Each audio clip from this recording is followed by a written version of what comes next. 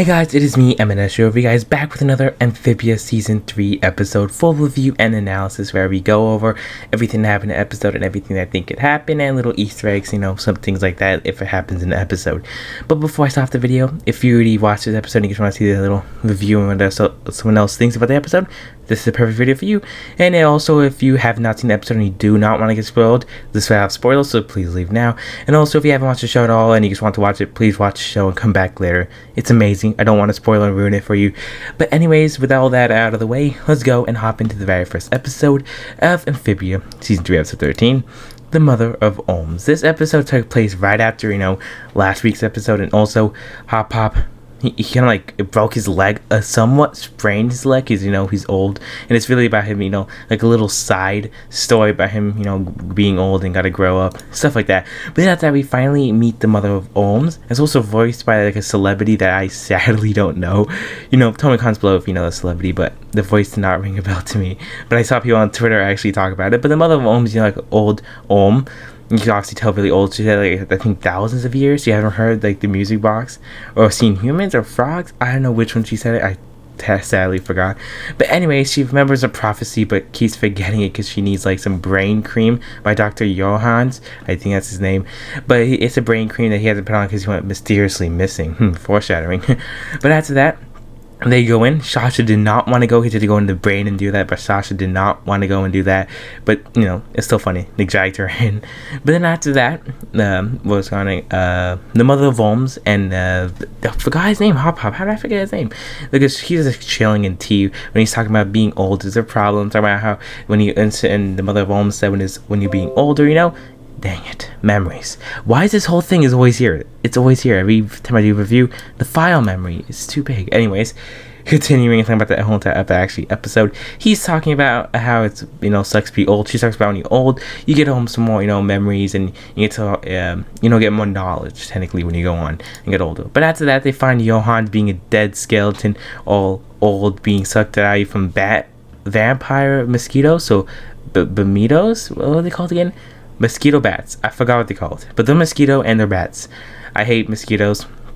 And bats are, I guess, okay, but this is still creepy. It's gonna haunt me now. But after that, he has to get them to sneeze out or they're gonna die. So Hop Hop saves the day after staying out because he didn't want to go on the mission because he felt like he was old. Save them all. And then we hear about the prophecy with some good, smooth animation. And we find out that I think there's 3 stars shining bright. Something like that. I did not write it down. These are not scripted. So talking about how the 3 stars shine bright, you had to save the water or come to the end. Something like that, showing the prophecy that was actually in color. That's from the beginning of an episode. Every episode, the whole Amphibia logo. This logo right here, you guys see in the background. You can see it's there, but this time it's actually colored in. So the prophecy was that from episode 1.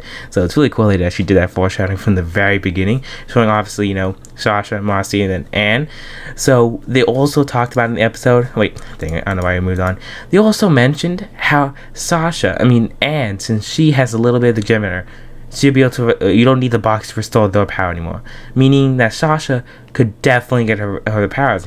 That means Marcy, even as Sasha even mentioned, that means me and Marcy are anime powers. And I was like, the whole fandom was talking about anime powers, so it's cool they mentioned that. But yes, I guess it's officially canon that we're gonna get their anime powers, and it's cool that she brought up Sasha. But the thing is that I definitely do think the next episode is called The Corner King. It has to next week be when they save Marcy. They have to save Marcy or have a battle with Marcy, or Sasha getting her power, or it has something else to do with Marcy, But after that, this whole entire episode, I felt like it could have been 3 minutes long. But the whole cream thing, I don't think it had to be that. All she had to do was look up in the ceiling and find it was right there. The whole whole cream also, by the way, the cream was expired, so that's why I didn't actually look, and she couldn't remember, and then she looked up after Hop Hop told her. But kind of forgot about that. This whole episode could have been avoided if it wasn't for Hop Hop. It is just really the side story. It was like half filler and half not filler if you want to think about it. And also, I guess some development. I don't really know. I don't know what development is there, but definitely still love this episode. But then the next episode being Grime's Pupil, what I definitely did not think it was going to be, I think it was going to be another filler episode too. And it turns out it definitely was not. It was a character development episode. It's about Grime still being, mad that a little Sprig was able to beat him in the True Colors episode. I'm really happy they brought that up again. And then after that, his sister came back because they want recruits. And then he signs out Sprig's life, and also all the whole entire army if he loses the battle. But the whole entire rules is that she could pick anyone to battle, and she picks Sprig. Yeah. You could definitely see where this was going. So since they both hate each other, he has to teach Sprig the ways of a toad. And then after that, he sees Sprig being all fast and all dodgy. So he's like, he has some good things. And then Sprig sees, wait, no, that happens here. It's a thing called the bee hyenas. I think that's called bee hyenas. It's bees and hyenas. Bee hyenas. What's up with these weird animals? First, mosquito bat. I forgot the real name, but then a bee hyena. I can never forget that name because how weird it is.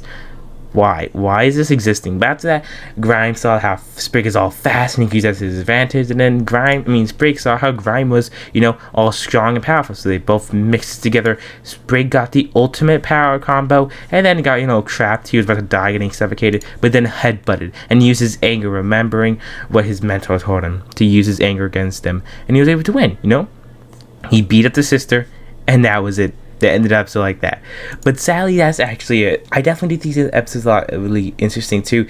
Sadly, the rest of the season has just been a little bit slow paced. I think True Colors did this to all of us, wanting a lot more action from season 3, and also the Core and the King. The whole episode, Olivia and Yunnan, I think both those two episodes it's like one of my best favorite episodes. They kind of did this to all of us that we want more action. But anyway, stay tuned for next week, and also stay tuned tomorrow for the Owl House episode review.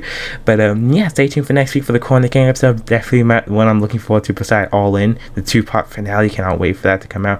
But anyway, tell me guys in the comments below, what do you guys think of the episode? Like, comment, and subscribe, and see you next week, or tomorrow if you're watching Owl House. Goodbye.